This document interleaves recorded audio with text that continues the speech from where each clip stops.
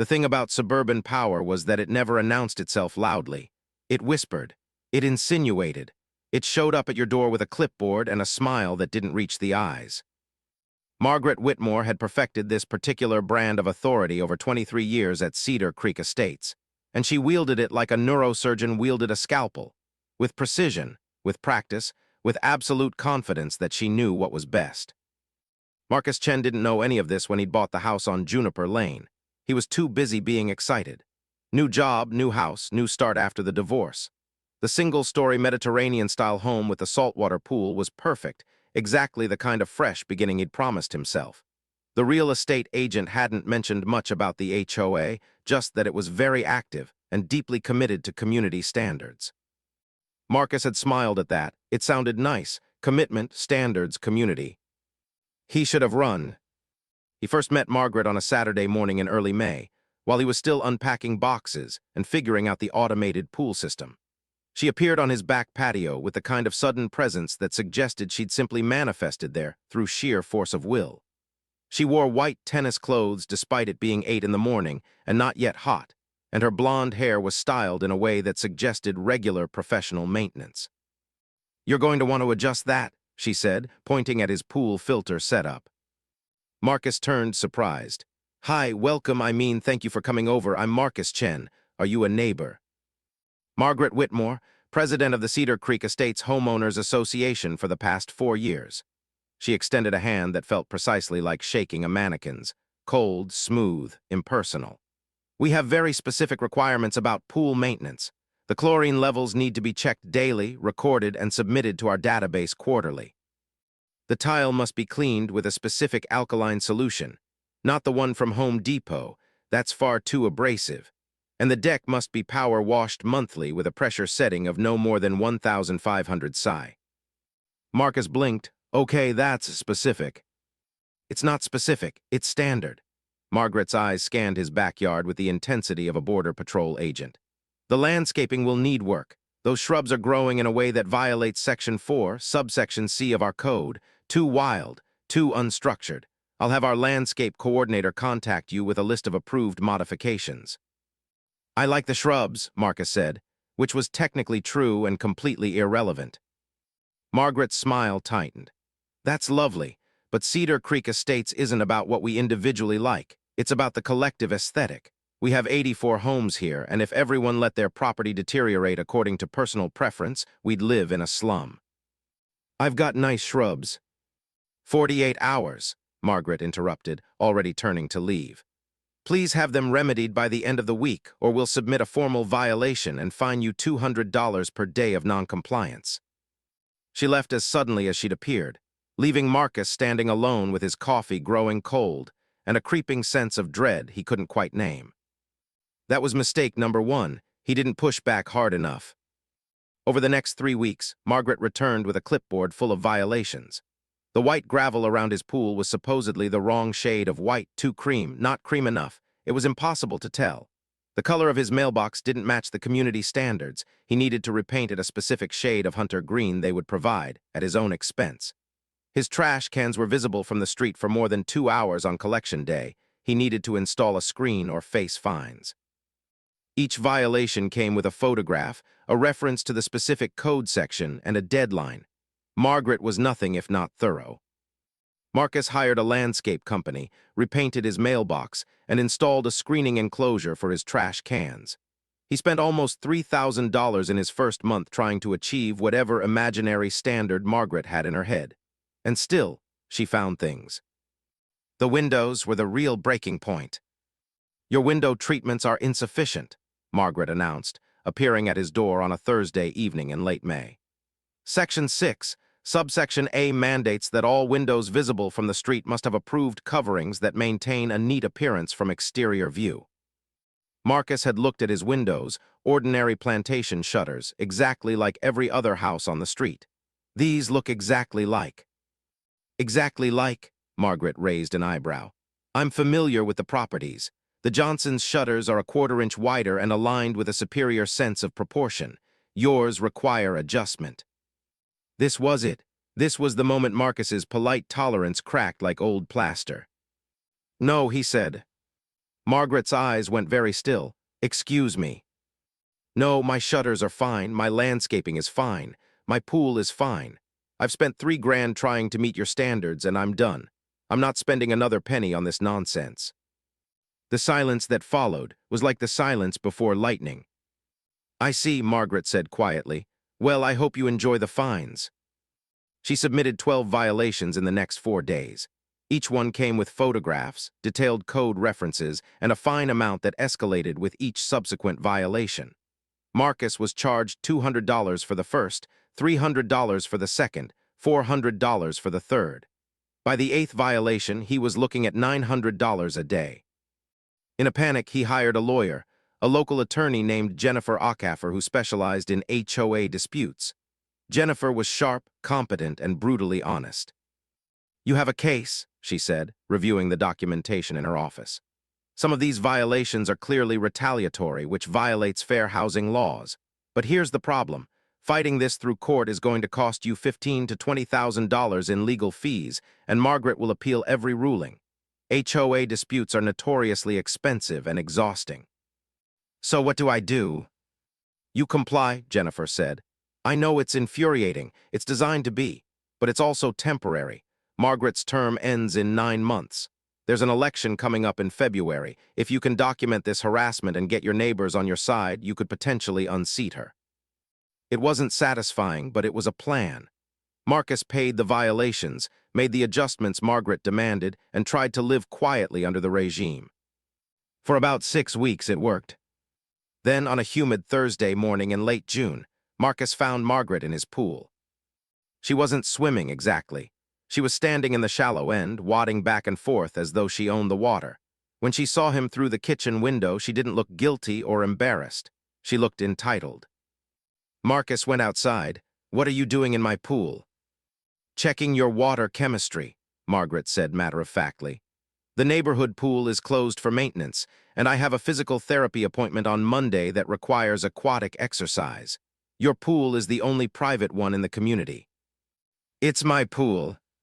It's a private pool in a HOA community, Margaret corrected, which means it falls under common area scrutiny regarding its maintenance and function.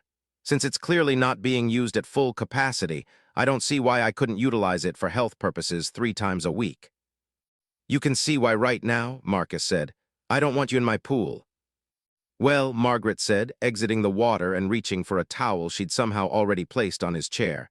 I think you're being unreasonable, but I'll respect your wishes, for now. She left, but he could see it in her face. This was a new game, a new weapon, and Margaret had an endless arsenal. Over the next month, Marcus discovered just how extensive her arsenal was. She filed complaints about his landscaper's truck being parked on the street, technically violating the no commercial vehicles rule. She reported that his package deliveries were accumulating on his porch too visibly. She claimed his morning jog violated community quiet hours. They didn't exist, but she was creative. The violations kept coming, the fines kept accumulating, and most infuriating of all, when Marcus checked the HOA rules, many of them seemed to only apply to him.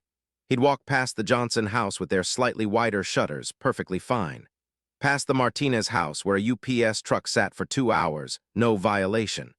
The Hendersons hosted a pool party with music until midnight. Margaret had attended.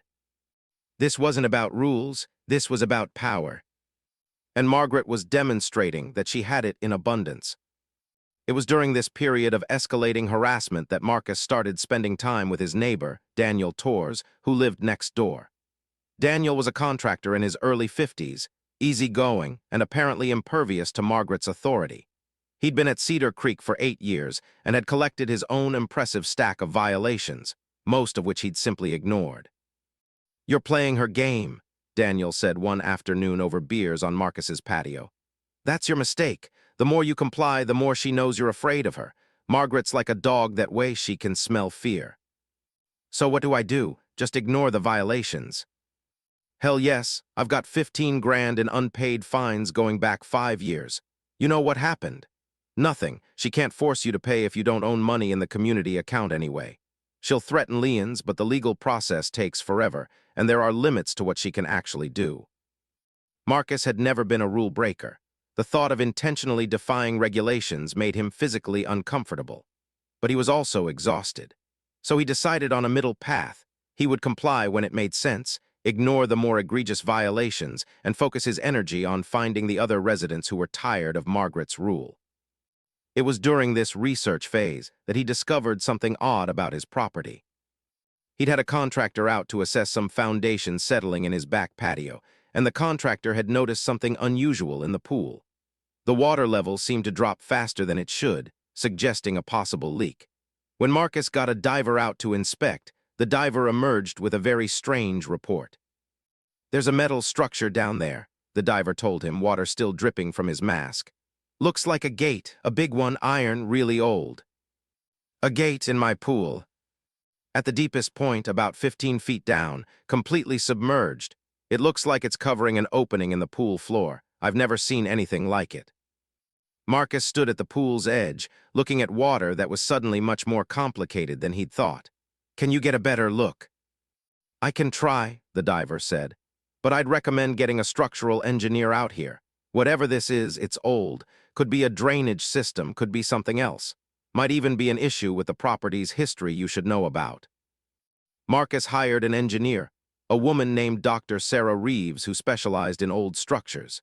She came out on a Saturday morning with equipment and an assistive diver, and what she found transformed everything. "This is remarkable," she said, standing at the pool's edge, photographs and measurements spread across the concrete. "This metal structure, it's not a drainage system. Look at the workmanship. The iron is hand-forged, probably late 1800s, and the way it's built." She pointed to the diver's underwater footage on her tablet.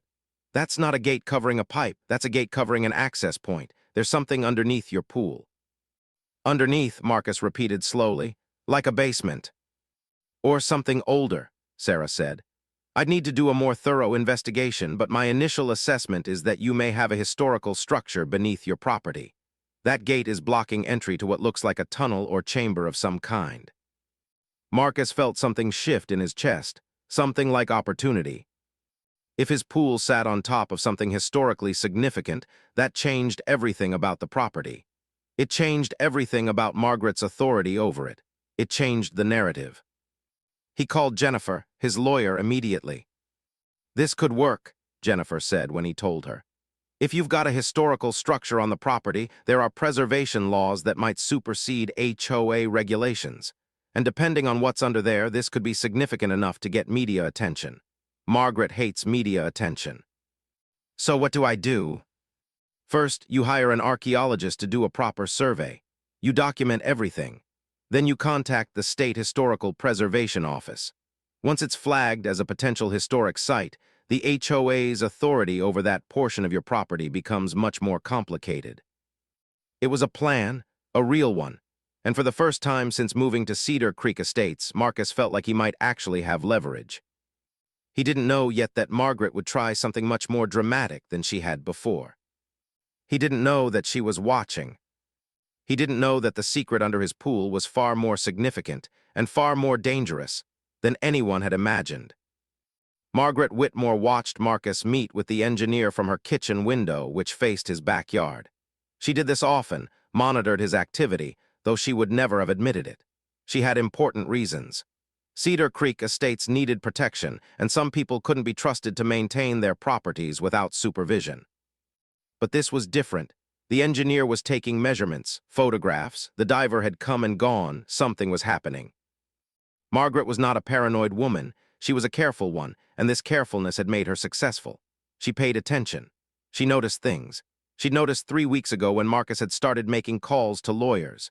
She'd noticed 2 weeks ago when an archaeologist had appeared at his property and spent an afternoon taking soil samples.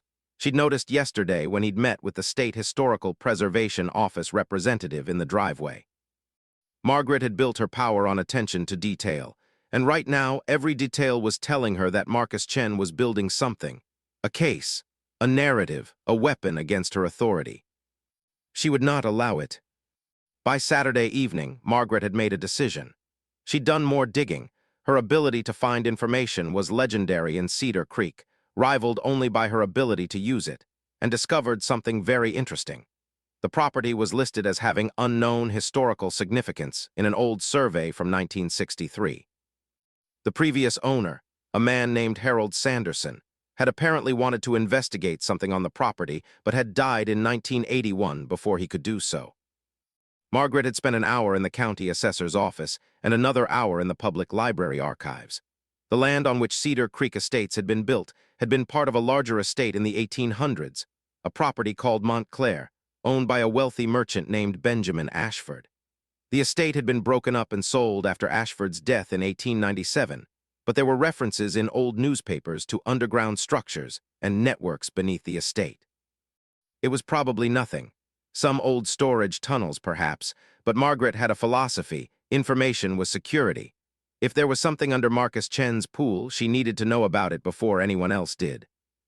Which was why, at 11 p.m. on Sunday night, Margaret was in her car driving to Marcus's house.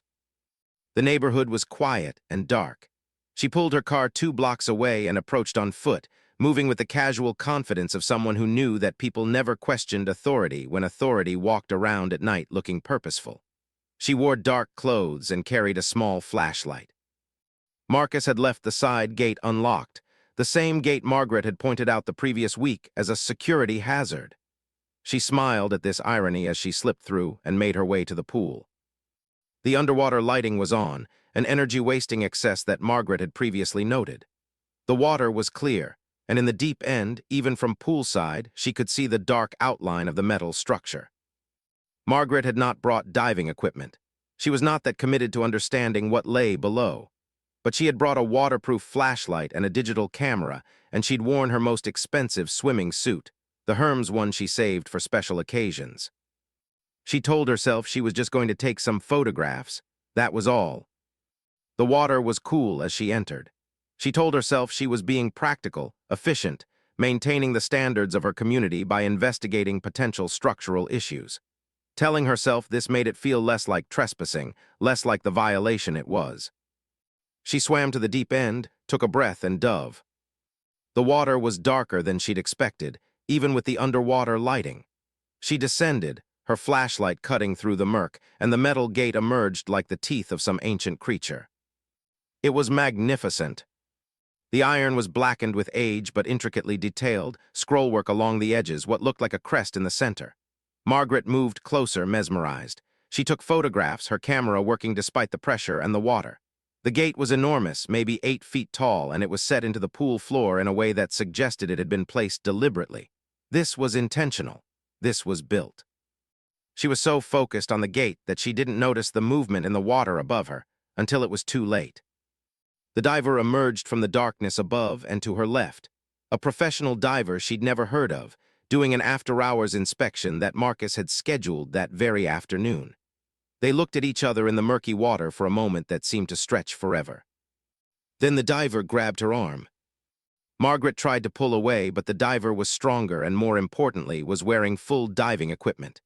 The diver gestured upward urgently, a universal signal in diving that meant, surface now. Margaret kicked toward the surface, her lungs beginning to burn. She hadn't calculated the depth properly, hadn't measured her breath against the distance. The water seemed to expand above her instead of contracting, and for a terrifying moment she thought she'd made a mistake, a serious one. But then her head broke the surface and she was gasping, coughing, flailing in her own pool, except it wasn't her pool. It was his. "What the hell are you doing?" Marcus was there, helping her out, wrapping her in a towel, his voice a mixture of anger and confusion. Margaret coughed and sputtered, her perfect hair ruined, her expensive Hermes suit dripping chlorine. She was humiliated in a way she'd never been humiliated before. And in that moment, her humiliation crystallized into something sharper and more dangerous than mere anger. It became obsession. "I was concerned about structural integrity," she managed, her voice somehow still clipped and authoritative even as she shivered. "You had contractors here, unknown persons I needed to inspect." "You broke into my house," Marcus said quietly. "You trespassed on my property. You were in my pool at 11 at night without permission." "I'll be filing a violation report," Margaret said. "Your pool appears to be harboring unauthorized structural elements that could pose a hazard to the community." But even as she said it, she knew the leverage had shifted. Marcus had caught her, literally caught her in the act. He could have her arrested for trespassing. The fact that he didn't, that he simply helped her out and told her to leave, somehow made it worse. As Margaret drove home, shivering and furious, she made a decision that would echo through Cedar Creek estates for years to come. If Marcus was going to investigate what was under his pool, then Margaret would investigate it first. And whatever he found, she would control the narrative around it. She spent the next week making calls. She contacted the Historical Society. She visited the county archives herself. She found the old survey documents, the references to Benjamin Ashford's estate, the rumors of networks beneath the property. And then she did something that shocked even her neighbors, who thought they knew how far she would go. She contacted a journalist. Daniel Torres saw the news van in Cedar Creek estates on a Wednesday morning and immediately called Marcus. "She's called Channel 7, he said without preamble. "She's doing an interview about mysterious underground structures on your property. She's calling it a historical anomaly and making it sound like you're concealing information from the community." Marcus felt his stomach drop. He'd been planning to handle the discovery methodically, carefully, through proper channels. The Historical Preservation Office had been evaluating his property. An archaeologist was scheduled to do a full excavation in 2 weeks. He was supposed to control the timeline. By the time Marcus got to the front of his property, a news reporter named Crystal Mendez was standing in front of his house with a cameraman, speaking directly to the camera. Dramatic discovery at this Cedar Creek estate's residence, where residents are now questioning whether proper disclosure was made regarding potentially historic underground structures. The HOA president has expressed concern about the implications for community safety. Crystal turned to Margaret, who stood beside her in full makeup, hair perfect, looking like she'd been waiting for a news camera her entire life. "Ms. Whitmore, what are your concerns about this discovery?" "My concern," Margaret said, "is that our residents deserve to know if their community is built on potentially unstable ground. I've taken it upon myself to investigate what appears to be a tunnel system beneath Mr. Chen's property, and I believe the city and state should be immediately notified. For all we know, there could be similar structures under other homes." Marcus stepped out of his house, and for a moment the camera swung toward him like a weapon. "That's not accurate," he said. "The structure is contained to my property. The Historical Preservation Office is already involved. There's no danger." "Then why the secrecy?" Margaret asked, her voice sweet as poison. "Why didn't you disclose this immediately? Why hire private divers and surveyors before alerting the community?" She had the upper hand, and they both knew it. The news cycle spiraled from there. By Thursday, the local paper had picked up the story. By Friday, there were headlines. "Underground Mystery AT Cedar Creek ESDATES, What's Lurking Beneath?" And HOA President Takes Action on Hidden Tunnel Discovery. The narrative had been seized. Margaret had framed it as her investigation, her discovery, her civic responsibility. Marcus was now defensive, secretive, suspicious. But something unexpected happened on Saturday morning. The archaeologist who'd been hired to do the formal excavation, Dr. Sarah Reeves, gave her own interview to Channel 7, and she was not friendly to Margaret's narrative. "What we have here is a remarkable historical structure, probably dating to the 1870s, Sarah said, her credentials as a university professor lending her serious weight. "It appears to be a tunnel system connected to the original Ashford estate, built likely for storage or possibly part of the underground railroad network that operated in this region." "Is it dangerous?" the reporter asked eagerly. "No," Sarah said flatly. "It's been sealed and submerged for probably a century. It poses no structural risk to the homes in this community. What it poses is an opportunity to understand our region's history." Then she turned directly to the camera, and her next words were a precision strike. "I'm concerned that an untrained person attempted to investigate this structure," she said carefully. "That could have been extremely dangerous. These tunnels can contain trapped gases, unknown structural weaknesses, and contaminated water. The HOA president was not qualified to be diving down there, and I have to wonder about the judgment of someone who would risk drowning to investigate a historical site without proper equipment or expertise." The reporter's eyes went wide. "Are you saying Margaret Whitmore was diving in the pool?" "She was in the pool without proper diving equipment or supervision, yes," Sarah said. "That's in the incident report I filed with the police." Margaret had filed a report herself, claiming Marcus had surprised her while she was inspecting community property. but framed her presence as a security check. The police had responded by laughing and telling her she had zero authority to inspect anyone's private pool. But Sarah's characterization of her as an untrained amateur risking her life for amateur sleuthing was somehow worse. By Sunday, the news cycle had flipped. Margaret went from concerned community leader to reckless trespasser. Local news outlets started investigating her authority as HOA president, and more importantly, asking questions about other violations she'd issued, other people she'd harassed. 4 residents came forward with stories about Margaret's retaliation. The Johnsons talked about violations they received after they voted against her in the last election. The Martinez family described violations that seemed to exist in no written code. A family named the Andersons published their entire file of correspondence with Margaret, showing a pattern of increasingly petty complaints that seemed designed to harass rather than maintain standards. By Monday morning, Margaret's phone was ringing with calls from residents asking if she could explain her conduct.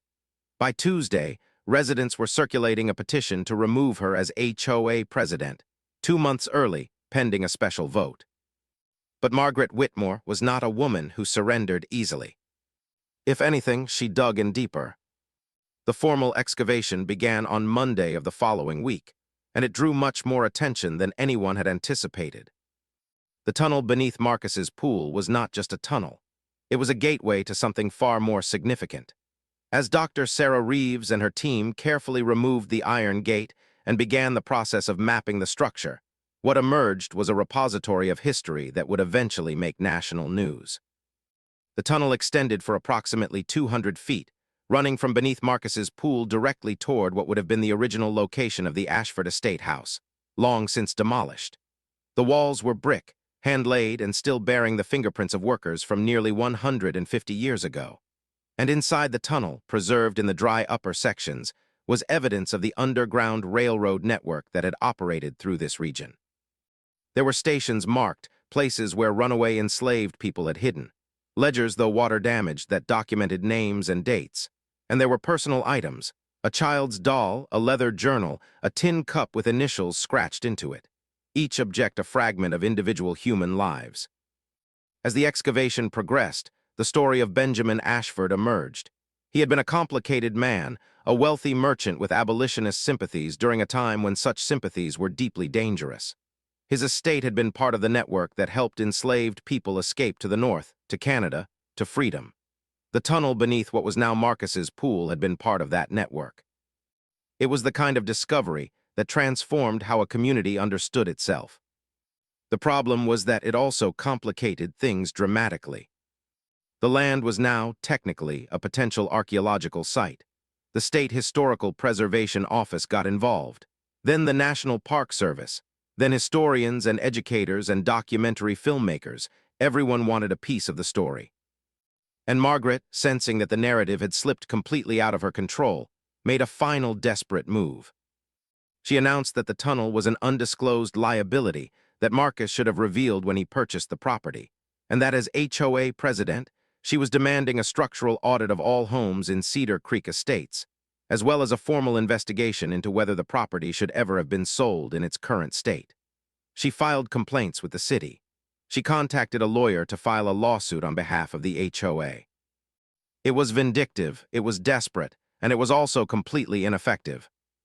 Jennifer, Marcus's lawyer, filed a countersuit for harassment, defamation, and intentional infliction of emotional distress. She released correspondence showing Margaret's pattern of retaliation. She leaked the police report documenting Margaret's unauthorized entry into Marcus's home and pool, and she held a press conference where she outlined everything. "My client," Jennifer said, standing on the courthouse steps, "purchased a home in good faith. He discovered a historical structure on his property and did exactly what he should have done. He contacted the appropriate authorities, hired qualified professionals, and worked to preserve and understand the historical significance.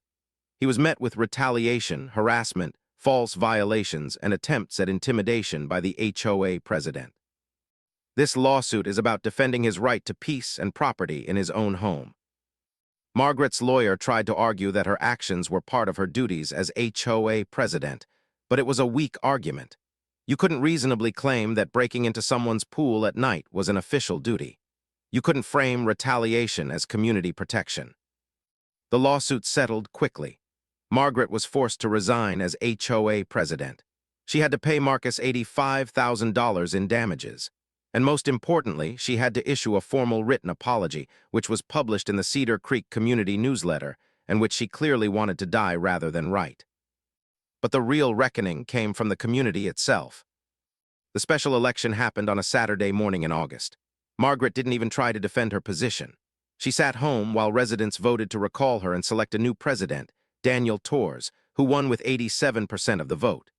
His first official act was to amend the HOA rules to require cause for violations to be documented in writing, reviewed by a board, and subject to resident appeal.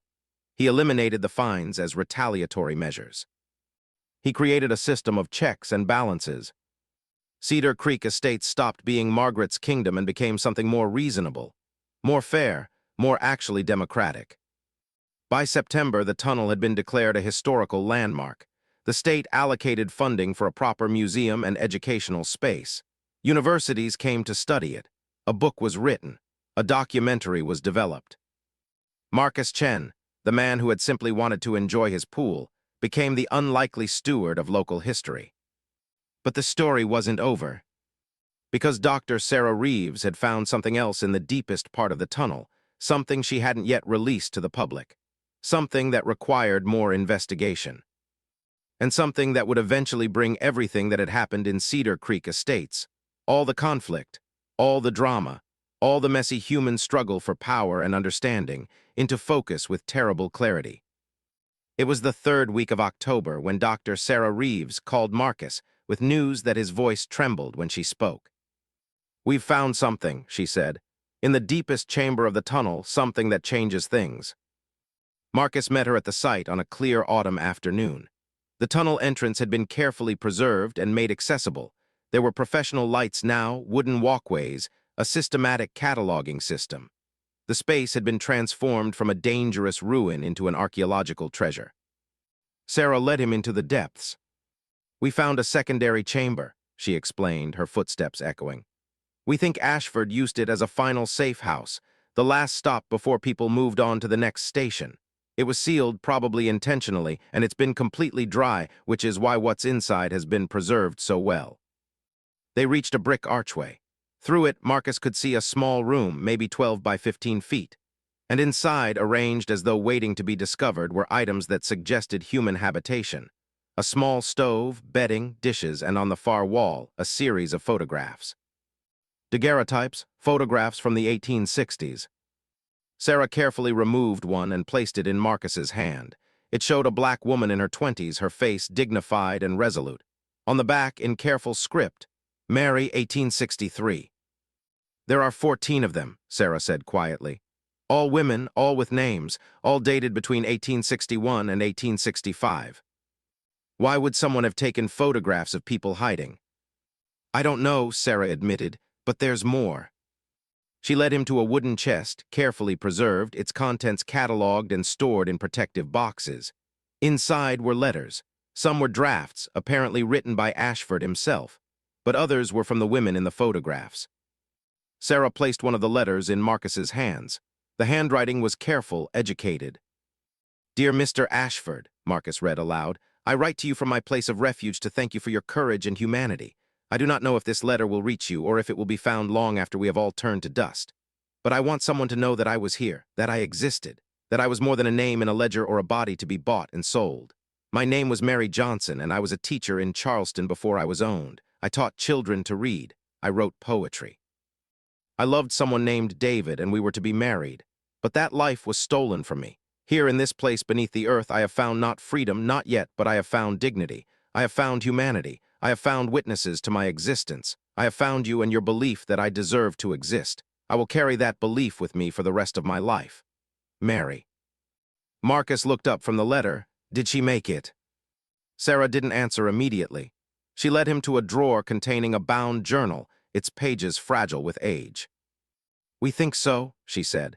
"The historical records are incomplete, but there's a manifest from a church in Philadelphia dated 1865 that lists a Mary Johnson, formerly enslaved, arrived from Philadelphia station heading north.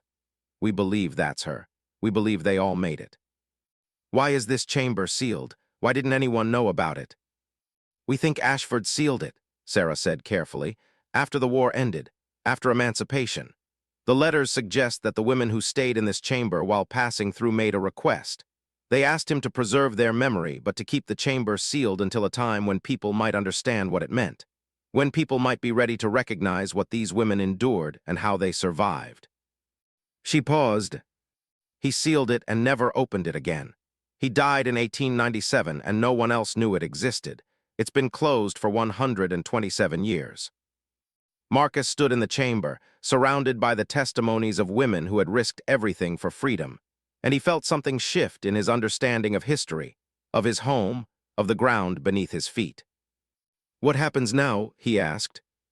It becomes part of the historical record, Sarah said.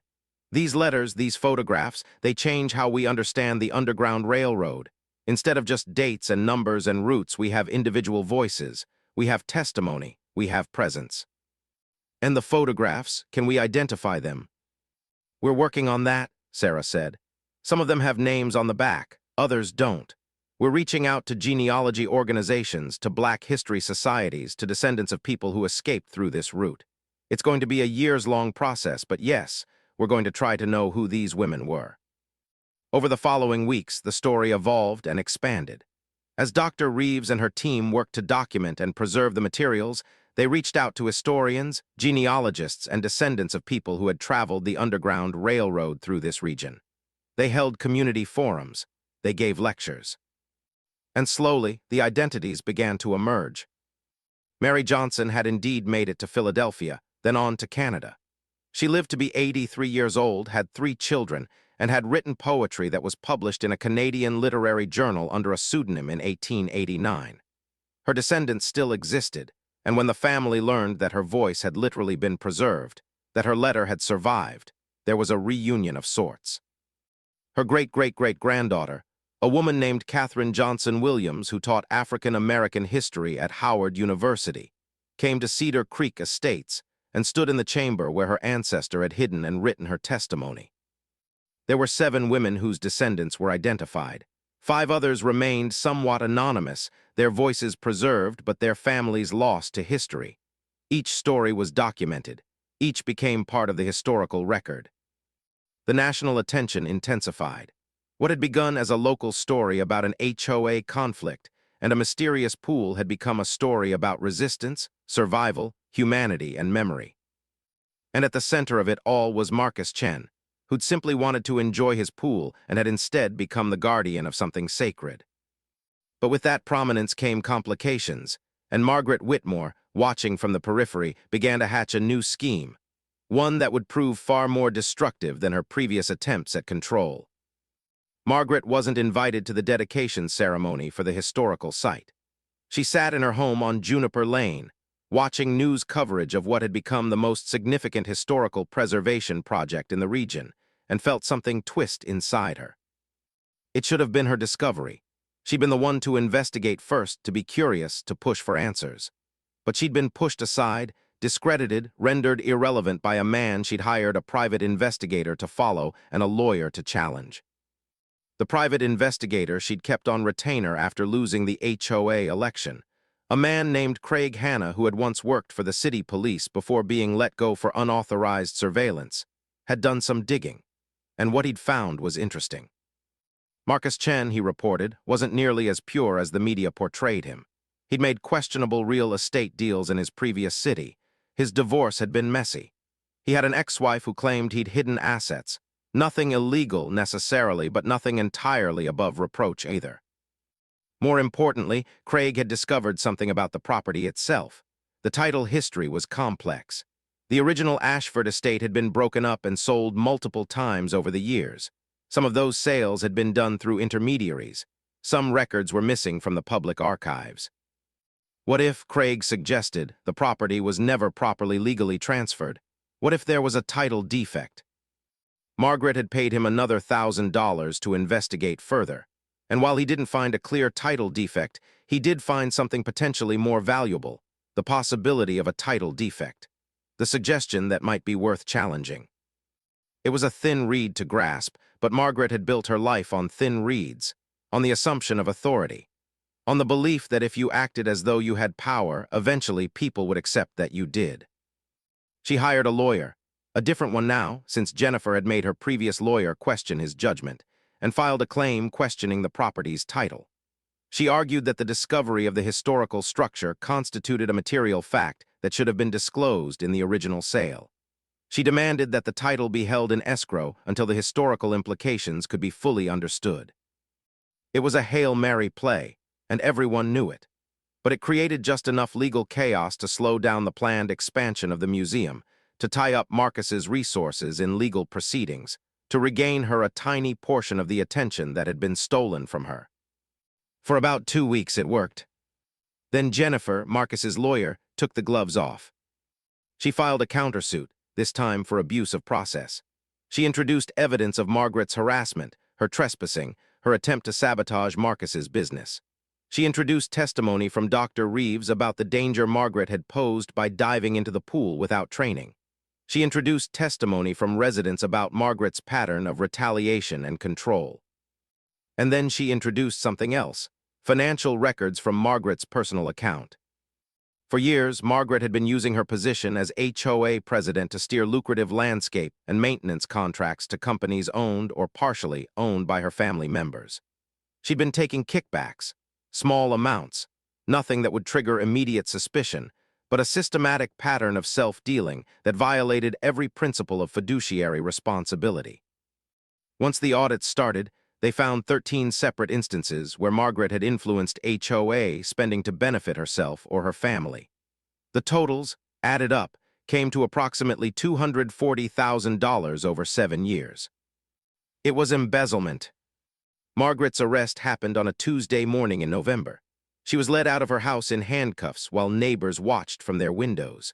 The news cycle that had previously been about Margaret's harassment of Marcus now became about Margaret's crimes. She was charged with 11 counts of fraud, 3 counts of embezzlement, and 1 count of abuse of process for the frivolous lawsuit against Marcus's title. She pleaded guilty to 8 counts. She paid restitution to Cedar Creek Estates in the amount of $240,000.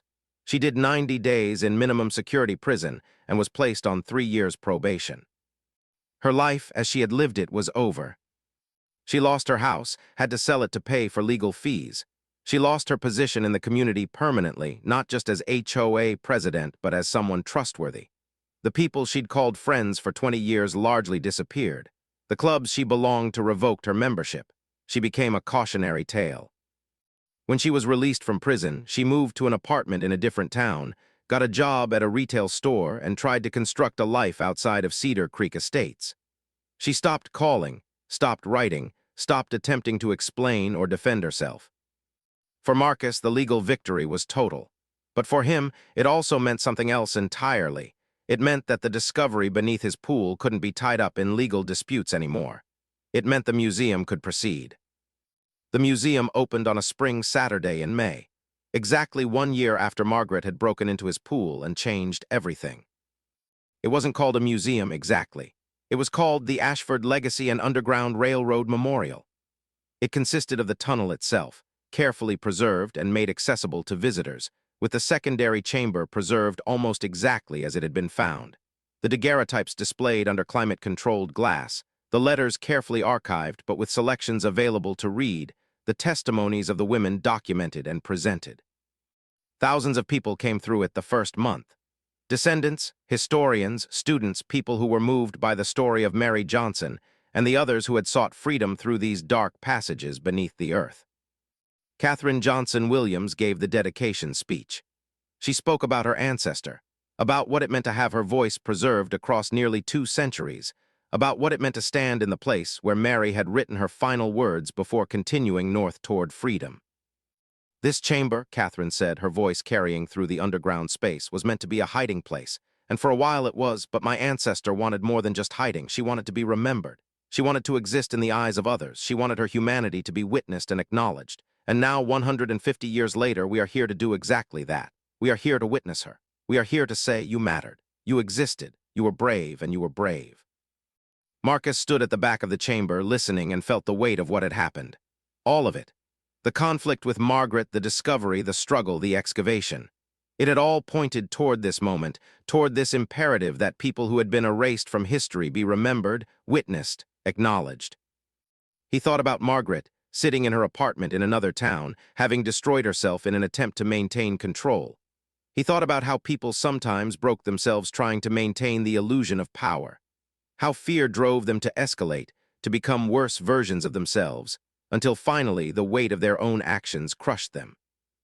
It wasn't justice, exactly. It was something more complicated. It was consequences, yes. But it was also the strange alchemy of how the world sometimes works, how an attempt at cruelty can inadvertently open a door to something meaningful and true, how trying to suppress the truth can sometimes only dig deeper, revealing what was always meant to be found. The chamber had been sealed for 127 years, waiting for the right moment, the right person, the right series of events to open it. Margaret Whitmore had thought she was punishing Marcus Chen. Instead, she had been the unwitting instrument that opened a door to preserved voices crying out to be heard across centuries. The tunnel became a pilgrimage site of sorts. Researchers came to study it. Descendants came to connect with their ancestors. Educators brought students to learn about the Underground Railroad from the specific, personal testimonies rather than abstract history. The national media attention faded after the initial news cycle, but the local impact only deepened. Cedar Creek Estates found itself at the center of a historical conversation that transformed how the community understood itself, not as a collection of suburban homes maintained to precise specifications, but as a place built on layers of history, sacrifice, and human resilience. Daniel Torres, the new HOA president, worked with Dr. Reeves and Katherine Johnson Williams to establish an annual symposium at the site, bringing together historians, educators, and descendants. The HOA bylaws were rewritten to include protections for the tunnel and its surroundings. Funding was allocated to maintain and preserve the space. Marcus, for his part, chose to convert his pool into a public plaza that served as the entrance to the memorial. It was a symbolic gesture, transforming the site of his harassment and conflict into a space of public remembrance. The foundation of the pool was preserved and displayed, with an explanatory plaque that included Margaret's story, sanitized and reframed as a learning moment about community, power, and consequence. Sometimes, the plaque read, what we seek to hide reveals what we need to find, and sometimes what we believe we control controls us instead. It was diplomatic. It didn't name Margaret, but anyone who'd followed the story understood. Margaret, reading about the plaza installation in an article that was shared on social media, felt a strange mix of emotions. Shame, yes. Regret, certainly. But also, somehow, a kind of strange closure. She'd been turned into a lesson. Her actions had been transformed into moral instruction about the dangers of unchecked authority and petty cruelty. It wasn't redemption. She would never be redeemed.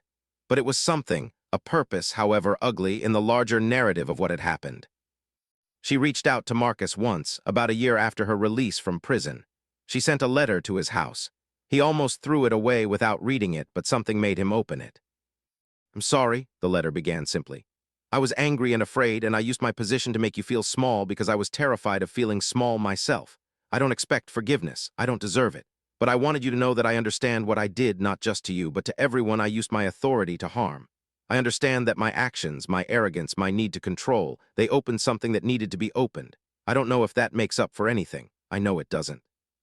But I wanted you to know that at least I see it now. I see what I did, and I'm sorry."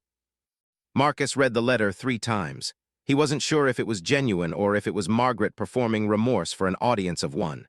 He wasn't sure it mattered. He kept the letter in a drawer, not displayed, not destroyed, just kept. A year later, he ran into Margaret at a coffee shop in a different part of town. She didn't try to approach him. She simply nodded, a small acknowledgement, and left. In that moment, they existed in the same space for 3 seconds, their entire history, all the conflict and consequence and change, passing between them silently. It was enough. Years passed. The tunnel became more famous. It was featured in academic papers, in documentary films, in history textbooks. Mary Johnson's poetry was republished and studied in universities. Katherine Johnson Williams wrote a book about the Underground Railroad network that included extensive coverage of the Ashford estate and the chamber beneath Marcus's pool, or what had been his pool. Marcus eventually sold the house, feeling that it had served its purpose and that he needed a fresh start. one untethered to the intensity of what had happened there. He moved to another city, took a job at a tech company, tried to rebuild a normal life. But he found that he couldn't entirely leave it behind. Every year on the anniversary of the dedication, he would receive a message from someone who had visited the memorial, a teacher who brought her students, a descendant who'd connected with their family's history, a historian who was using the testimonies for research. The tunnel had become something bigger than any individual person. It had become a shared space where people could encounter history, remember those who had been erased, and understand themselves differently. One evening, 10 years after the discovery, Marcus was watching a documentary about the Underground Railroad. It featured Mary Johnson prominently. The actor reading her letter was doing so in a dramatic performance, but the words themselves cut through the theatricality, raw, honest, urgent. I have found you, and your belief that I deserve to exist. I will carry that belief with me for the rest of my life. Marcus thought about Benjamin Ashford preserving that chamber, sealing it, waiting for a time when people would be ready to understand what it meant. He thought about Mary Johnson, writing her letter not knowing if anyone would ever read it, but writing it anyway as an act of defiance against erasure. He thought about Margaret Whitmore, who had wanted so desperately to control things that she'd become the instrument of their uncontrolling, who had wanted power so badly that she'd lost everything in the pursuit of it. He thought about how communities could transform, how what seemed to be the end of something could actually be a beginning, how the worst in people could sometimes accidentally reveal the best in their circumstances. And he thought about how the simple act of a woman writing a letter in a sealed chamber, hoping someone would someday read it and know she existed, had echoed across 150 years to change a community, to honor a history, to transform lives. The pool was gone now, replaced by a plaza, but what lay beneath remained, preserved and purposeful. And that, Marcus understood, was the real ending, not conflict resolved or authority restored, but meaning made, memory honored, voices heard. In a way, Margaret had given that gift, even if she'd never intended to. The ground beneath Cedar Creek Estates had opened because someone tried to control it. The voices beneath had been released because someone tried to suppress them. Sometimes the world worked that way. Sometimes what was broken led to what was whole. Sometimes what was hidden held more truth than what was ever meant to be exposed. The tunnel remained. The memorial endured.